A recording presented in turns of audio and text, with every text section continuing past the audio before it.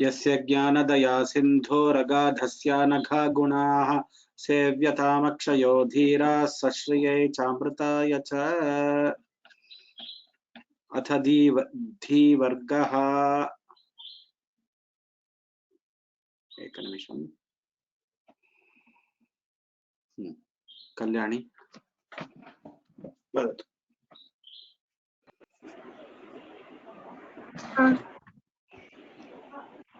भवती वदतु। इन्द्रियं पर्यन्तं भवती वदतु, अनन्तरम् अहं पाठयामि।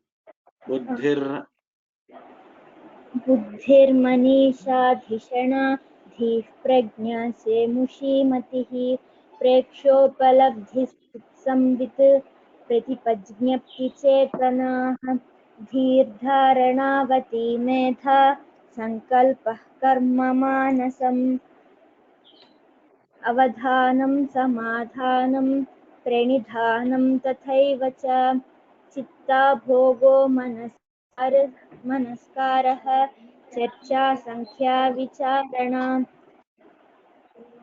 विमर्शो भावना चैव वासना च निगद्यते अध्याहारस्तर्क ऊहः विचिकित्सा तु संशयः सन्देहद्वापरौ चाथ समौ निर्णयनिश्चयौ मिथ्यादृष्टिर्नास्तिकता व्यापादो द्रोहचिन्तनं समौ सिद्धान्तराद्धान्तौ भ्रान्तिर्मिथ्यामतिर्भ्रमः संविदागुः प्रतिज्ञानं नियमाश्रवसंश्रवाः अङ्गीकाराभ्युपगमप्रतिश्रवसमाधयः मोक्षे धीर्ज्ञानमन्यत्र विज्ञानं शिल्पशास्त्रयोः मुक्तिः कैवल्यनिर्वाणश्रेयो निःश्रेयसामृतम् मोक्षोपवर्गोऽथा ज्ञानम् अविद्याहमतिस्त्रियां रूपं शब्दो गन्धरसस्पर्शाश्च विषया अमी गोचरा इन्द्रियार्थाश्च ऋषिकं विषयीन्द्रियं कर्मेन्द्रियं तु पाय्वादी मनोनेत्रादिधीन्द्रियम्। तुवरस्तु कषायोस्त्री। Sir, we cannot see your screen, sir. एवं वा?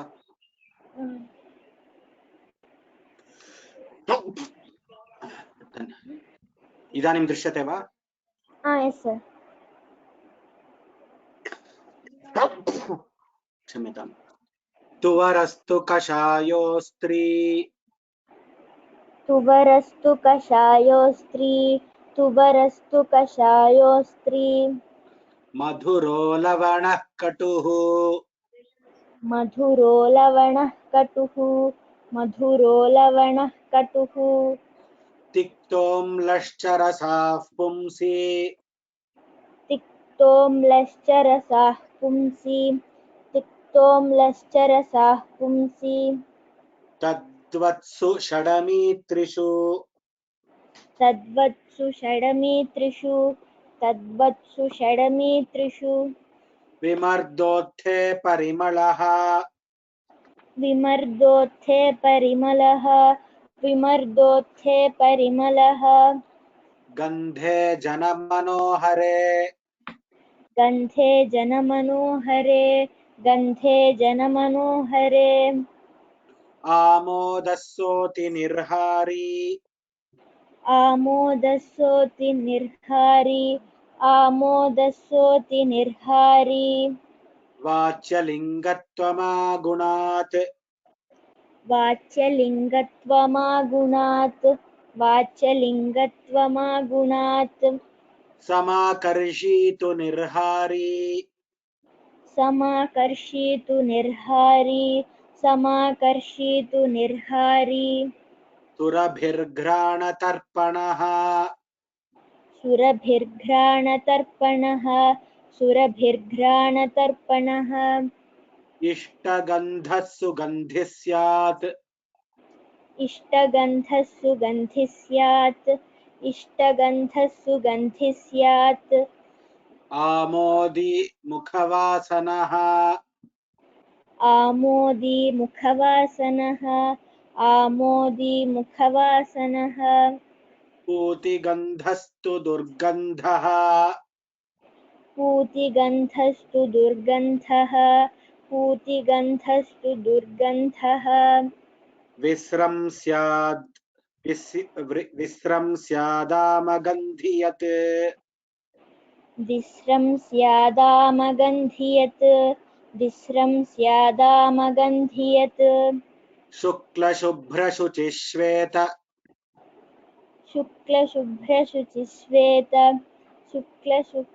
शुक्लशुभ्रशुचिश्वेत विशदश्वेतपाण्डराः विशदश्वेतपाण्डराः विशदश्वेतपाण्डराः अवदातस्सितो गौरः अवदातस्सितो गौरः अवदातस्सितो गौरः बलक्षोधवलोऽर्जुनः वलक्षोधवलोऽर्जुनः वलक्षोधवलोऽर्जुनः हरिणः पाण्डुरः पाण्डुः हरिणः पाण्डुरः पाण्डुः हरिणः पाण्डुरः पाण्डुः ईषत्पाण्डुस्तु धूसरः ईषत्पाण्डुस्तु धूसरः ईषत्पाण्डुस्तु धूसरः कृष्णे नीलासितश्याम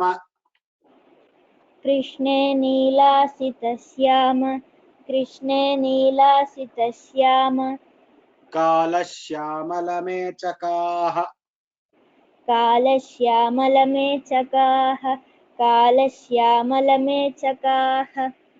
पीतो गौरो हरिद्राभः पीतो गौरो हरिद्राभः पीतो गौरो हरिद्राभः पलाशो हरितो हरित् पलाशो हरितो हरित् पलाशो हरितो हरित् लोहितो रोहितो रक्तः लोहितो रोहितो रक्तः लोहितो रोहितो रक्तः शोणः कोकनदच्छविः शोणः कोकनदच्छविः शोणः कोकनदच्छविः अव्यक्तरागस्त्वरुणः अव्यक्तरागस्त्वरुणः अव्यक्तरागस्त्वरुणः श्वेतरक्तस्तु पाटलः श्वेतरक्तस्तु पाटलः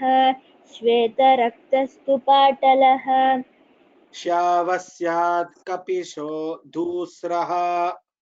धूम्रः श्यावः स्यात् कपिशो धूम्र स्यावः स्यात् कपिशो धूम्र स्यावः स्यात् कपिशो धूम्र धूमलौ कृष्णलोहिते धूमलौ कृष्णलोहिते धूमलौ कृष्णलोहिते कडारः कपिलः पिङ्ग कडारः कपिलः पिङ्ग कडारः कपिलः पिङ्ग पिशङ्गौ कद्रुपिङ्गलौ पिशङ्गौ कद्रुपिङ्गलौ पिशङ्गौ कद्रुपिङ्गलौ एकनिमिषम् चित्रम् एकनिमिषम्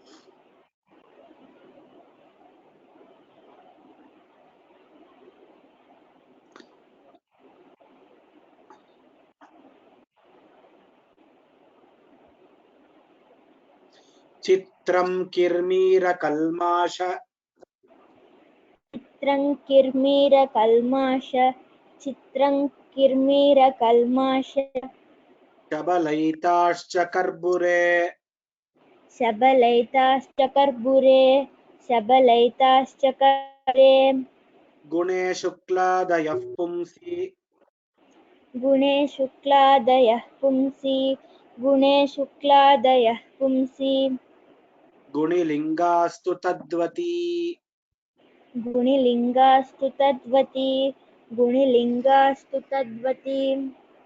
उत्तमं, धन्यवादाः। धन्यवादः। उषा भगिनी, उषा शङ्का, उषा भगिनी,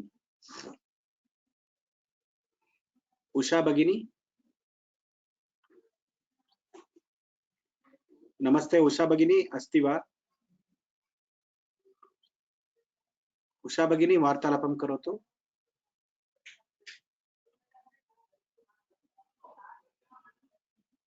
न श्रूयते उषा भगिनी। हरि ओम् अण्णा, राम राम राम। राम राम राम उषा भगिनी। तत्र धीवर्गे गुणा शुक्लादयः पुंसि गुणलिङ्गास्तु तद्वति इति श्लोक अनन्तरं तत्र क्षीरस्वामी व्याख्याने पंच पंक्तयः सन्ति. There are 5 more lines which has to be added, which is there in Kshiraswami Vyakhyana. We can add it as, without giving line numbers, we can add it as Adhika Pataha. Okay. Afterwards, I will teach that in the next class. So okay, request, it is there in Kshiraswami Vyakhyana. Kshiraswami Vyakhyana is available in archive.org. Okay, fine. I'll check. It is available in archive.org. If you don't get that, you please let me know. I will scan this and send it to you. Fine, sure, Anna, sure, it will be done. Dhanyavada. And there are 2 or 3 spelling mistakes in this Dhi Varga. Request you to correct it. Yes. For example, Pala, that 1 minute.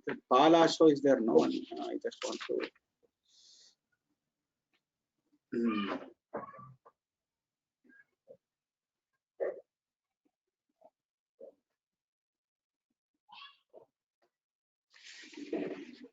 So there are 2 versions. There is 2 versions. Palasho. They put a star for Palasho and give Palasho also. Okay, fine. Both are there. Both are there. Okay. Dhanyavada Usha Bhagini. Thank you for your help.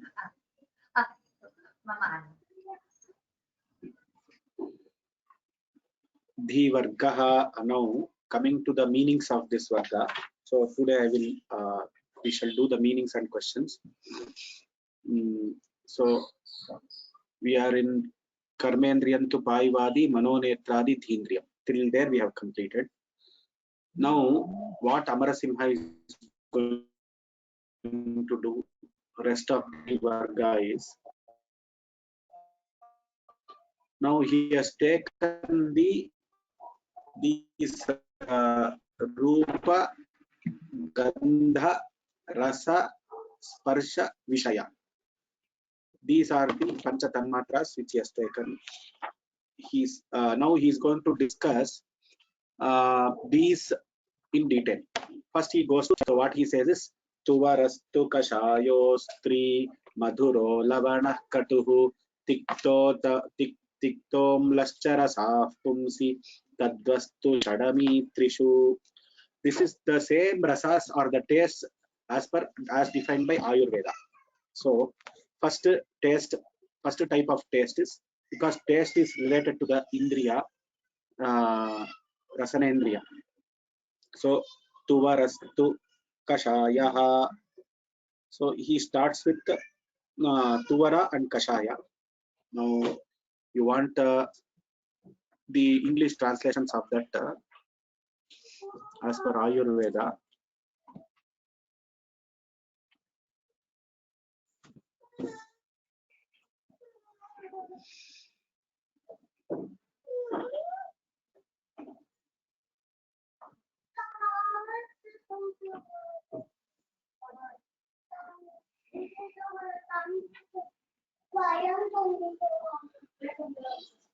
Kashaya, see, these are the tastes. So first one is Tuvarastu Kashayo Stri. Kashaya is astringent. I don't know what is astringent, but I know what is Kashaya. So I think all of you also might know what is Kashaya. Tuvarastu Kashayo Astri. It is not, Astri means it is normally not a Strilinga word. Madhuro, Lavana, Katuhu. Next is Madhura. Madhura is sweet. Lavana is salt. Katuhu. Katu is pungent, which is tika. They are telling no in Hindi. Khara in the Telugu, Kannada. That one. Tik Katuhu. Tiktomlascha. Tikta is bitter. Amla is sour. These are the 6 tastes, and normally don't get into the local language influence. Sometimes people use tikta for katu, katu for tikta and all. This is the 6 tastes as given by Ayurveda and as given by Amarasingha. So let us stick to this exact translation. That is why I took this website, and I am trying to so there is a big vakyartha for this rasas, but this is the final things. So now after this, Amarasimha gets into Vimadorthe Parimalaha. Now he is telling now main thing is, see, these are all Vishesha Nignas. Madhuram Jalam. Shadami Trishu is giving no Shadami Trishu.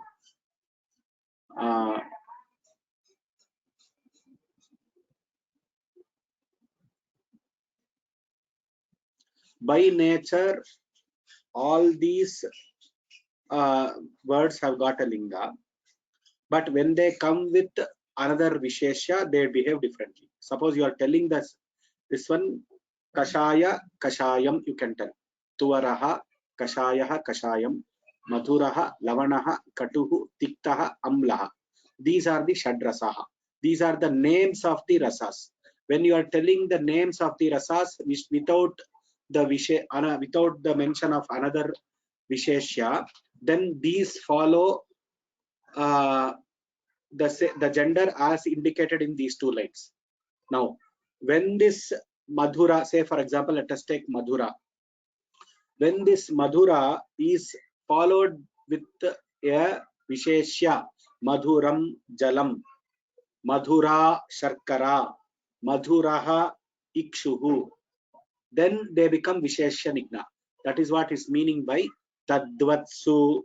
Tadvatsu means when they are associated with another Vishesha, Shadami, Ami, Trishu Lingeshu Bhavanti. Ityartaha. Amirasa Dyotaka Shabdaha Trishu Lingeshu Bhavanti. So by nature, Madhura is Pullinga. Madhuraha Rasaha. So Madhuraha is Pullinga. When you tell it as a rasa and list it as a taste, it is Pullinga. But when you tell it with the Vishesha, it takes the gender, number and case of the Vishesha. This becomes Visheshana and it takes the gender number and case of the Vishesha. So this is what we have to remember. That is what he is telling by Tadvatsu Shadami Trishu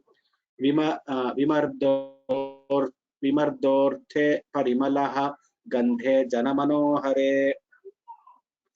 Now Parimala Vimardothe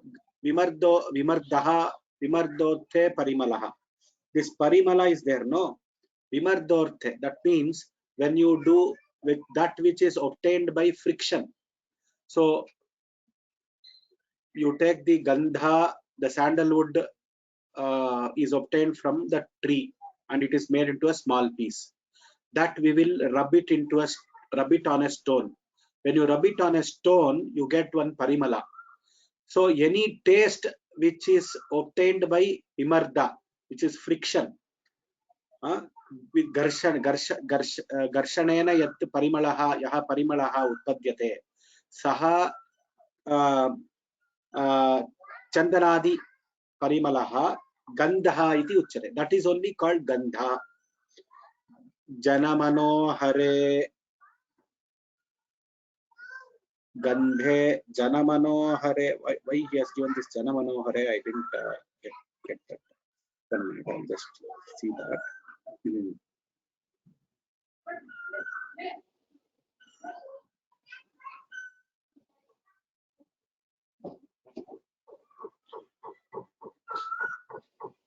Jana Manohare is, I think, generally is telling that which is very pleasant to. It is not a synonym. So the word here is only Gandha. Jana Manohare. That which captures the mind. Maybe like that we can take. I will just refer why that Jana Manohare is there. Gandhe. Jana Manohare.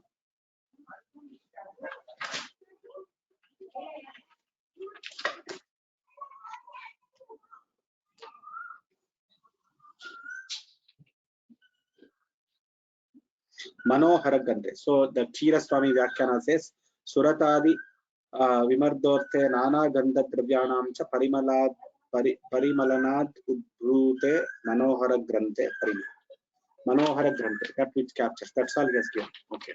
So Jana Manohare. So it is not a synonym.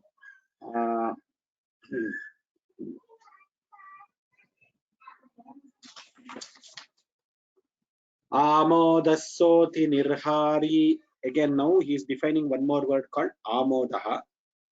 Now, what is this Amoda? Yo Ati Nirhari Atyanta Samakarshi Sagandaha Amoda iti Uchyate. Ati Nirhari. So he is telling there is a smell.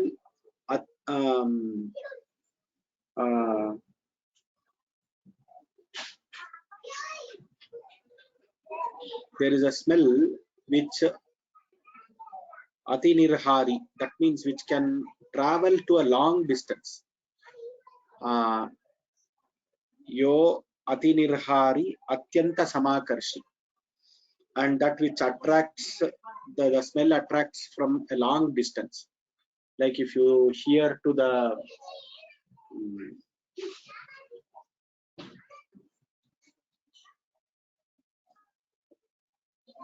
there are some fishes and some mermaids and all.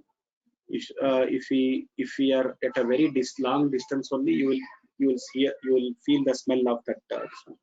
If you see sometimes in the Thoothukudi port, there is a port called Thoothukudi port, Thoothukudi in Tamil Nadu. If you go to that port, there will be a lot of fishing activities happening near that port. So in that port, from a distance itself, you will start smelling the fish smell and other things, because fishing activities and trading etc. will be happening. So that kind of a smell, Ati Nirhari, Atyanta Samakarshi, that is called as Amoda. Next, Vachyalingattvamagunat. Vachyalingattvamagunat. So what it says is, up till Gune Shukladaya Pumsi. Now, from here till Gune Shukladaya Pumsi, Gunalingastu Tadvati, till here, all these are Vachyalingastu Tadgunat. It follows the linga of the Visheshya. That is what he is telling. Vachyalingattvamagunat. From here, after Amoda, Vachaling Soti Nirhari Samakarshi. From Samakarshi it starts. All the till Gunalingastu Tadvati, all the words are Trilinga, are having Trilinga. That means they come with a Visheshya, and they are going to be referred in three lingas according to the Visheshya.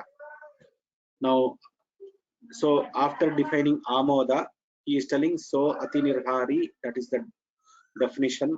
Ati Nirhari is the smell which is available for a long, it is a Sarva Vyapaka smell, which wraps over long distances. Vachalingattvamagunat. So from here till Gunalingastu Tadvati, the last line, we have Visheshanika. Now we are getting into समाकर्षी तु निर्हारी सुरभिर्ग्राणतर्पणः समाकर्षी समाकर्षी समाकर्षिन् शब्द निर्हारी निर्हारिन् शब्द then surabhihi घ्राणतर्पणः इष्टगन्धः सुगन्धिः स्यात् इष्टगन्धः सुगन्धिः स्यात् समाकर्षी निर्हारी इति so समाकर्षी to निर्हारी is that surabhirgranatarpanah.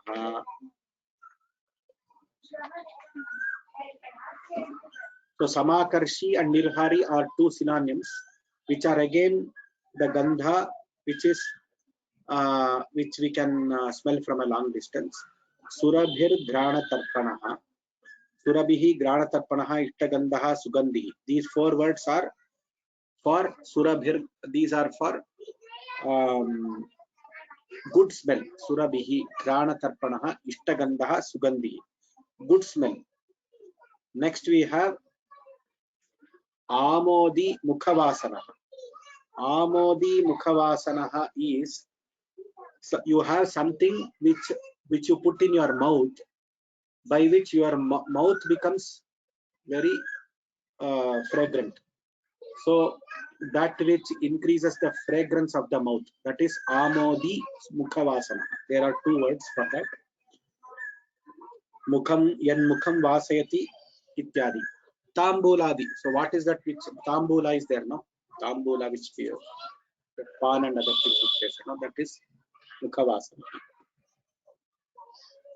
Next we have Puti Gandhistu Durgandaha Vistram Syad Amagandhiyat.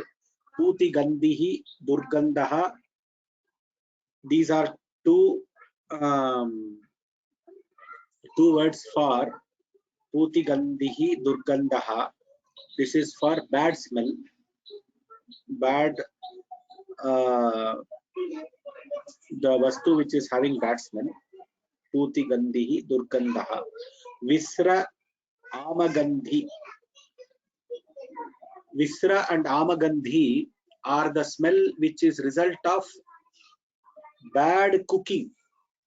Suppose cooking, or when you cook the rice and sometimes you get a smell, bad smell. Suppose the flame is more and you put it there and you leave it and you forget. So all that, anything that is that's a resultant of bad cooking or those kind of smells are referred to as Visram Syad Amagandhiyat. Visra and Amagandhi, these are referred to as those kind of vastus which are having this kind of smell, which is bad smell related to cooking or related to kitchen related things. Now this is regarding smell. Next Amarasimha talks about colors. Shukla, Shubhra, Shuchi, Shweta. That entire thing is full of colors, which we will do tomorrow. Now any questions on these things, please you can raise now. Based on this I will answer.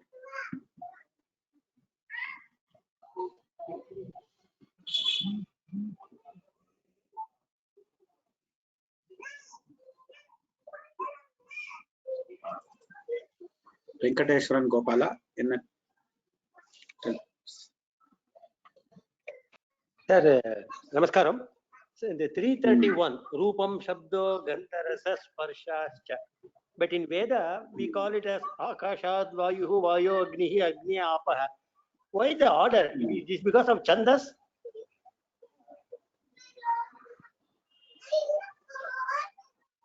Rupam Shabdo Gandharasa. 331. Maybe because of Chandas. I don't know. That's what. Because this order is reversed. Reversed, right? It's mixed up.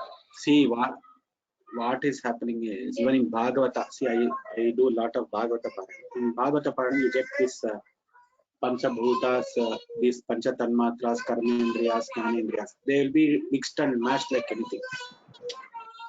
I think here we should not worry about the order. The order is where we should worry about the order is Dharmartha, Kama, Moksha. Those kind of places we should worry about the order. Where the order is given specific importance. I think here he has covered all. So he has covered. But in this thing, Bhriguvalli, it is mentioned Akashad Vayuhu like that.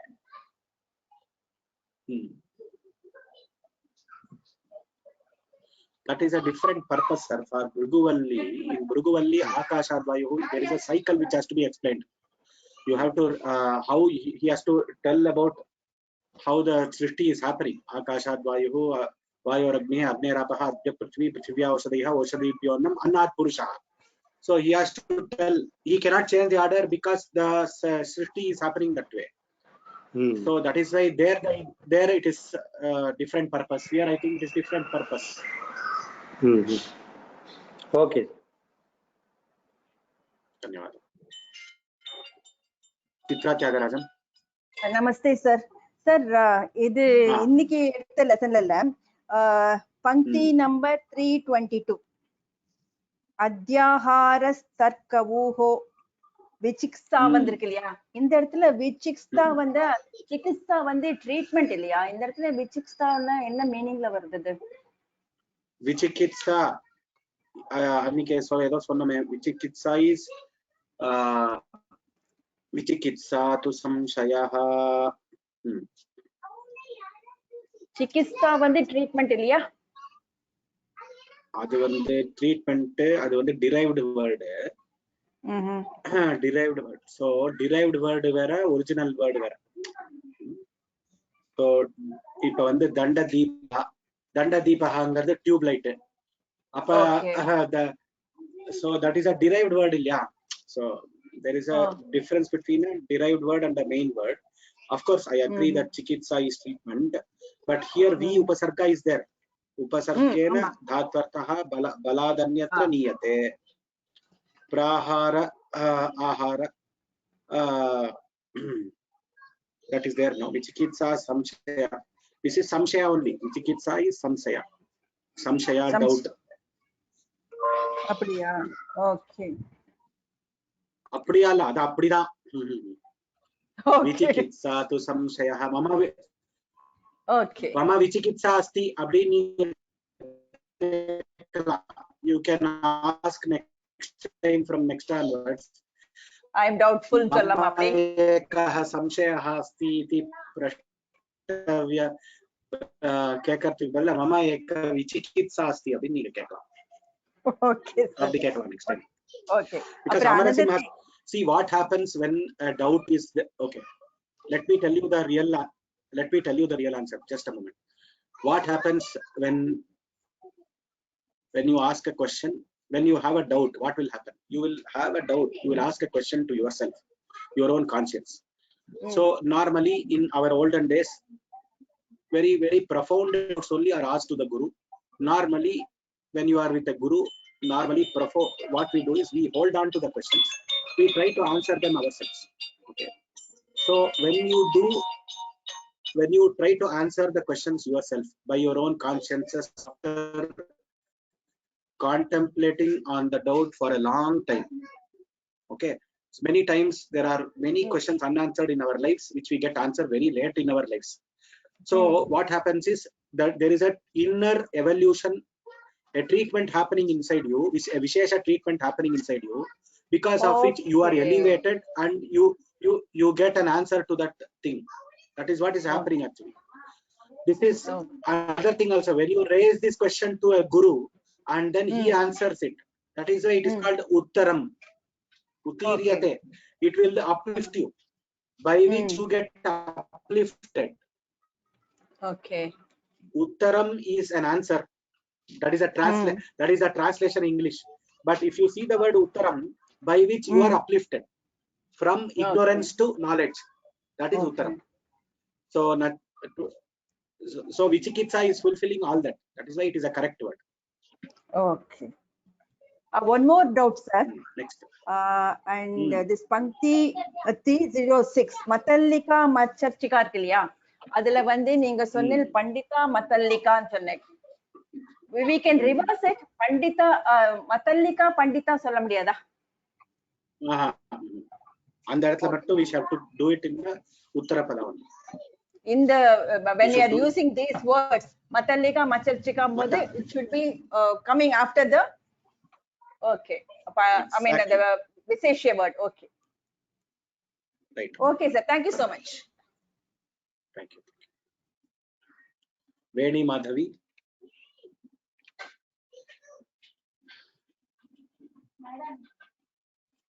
Veni Madhavi. No questions. Okay, Surya Narayan sir. நமஸ்காரம் sir. அதுல 333 பாய்வாதி கர்மேந்திரியம் to பாய்வாதி, அந்த பாய்வாதிங்கிறது what does it mean sir? பாயுபஸ்தானம். பாயுனாக்க நம்ம மூலாதார சக்கரம் இருக்கிற இடம். Okay okay. பாயு.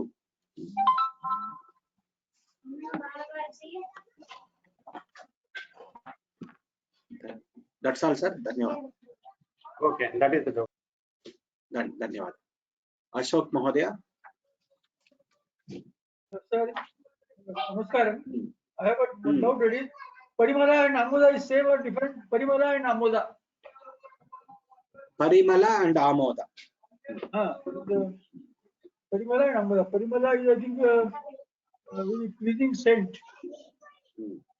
So parimala is that which is, it is a smell which is obtained by friction, whereas amoda is a smell which you can smell from a distance. That's all, which travels over long distance. Parimala is what? Parimala? Parimala is the smell generated by friction. Okay. Gandha, that you take sandalwood and you generate friction for Bhagavan. That one. Okay. Thank you. Dhanyawad. Prasanna, you have any question? I think he was waiting to chat. I think Pragun, you have a question? Yes, sir. I have a question. You said astringent, no, sir? What are you talking? Astringent. Astringent. I don't know what is astringent. English, I don't know. Sir, I got the meaning. So, what is it? Of taste or smell, slightly acidic or bitter. Can I give an example? Give. Black currants. Okay.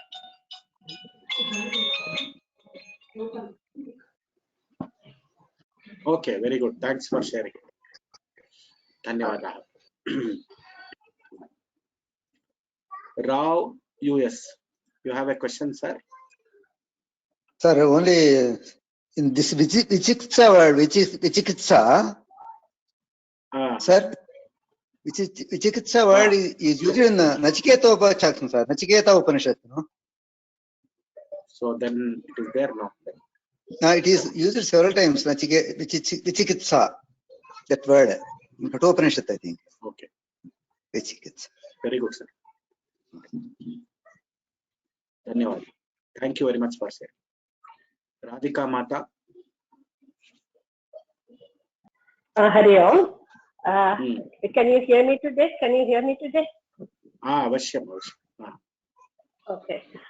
The other day I was having a doubt about that Vijnanam Shilpa Shastra Yoho, why it is in Dvivachanam.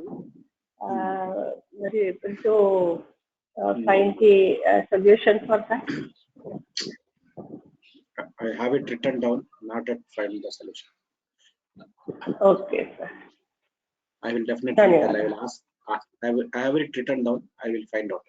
I've asked 2-3 people. They also said they don't know. They don't know means they have to. We'll see how it goes.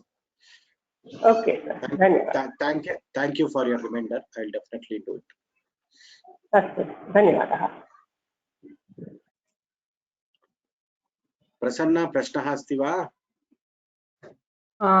महोदय, hello, कित धातु, there are two kita dhatus, sir. One kita dhatu is bhadigana, kita nivase yogapanayane cha. Another dhatu is juhotyadigana, kita jnane cha. So vikitsa comes from kita jnane and chikitsa comes from kita yogapanayane. Okay. Super. Very good. Very good. So they come from different dhatus with different artha. I think very well said. Dhanyawad.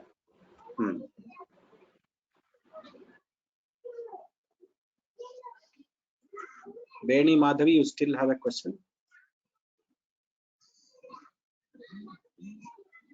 I don't know. We are unable to hear you, Beni Madhavi.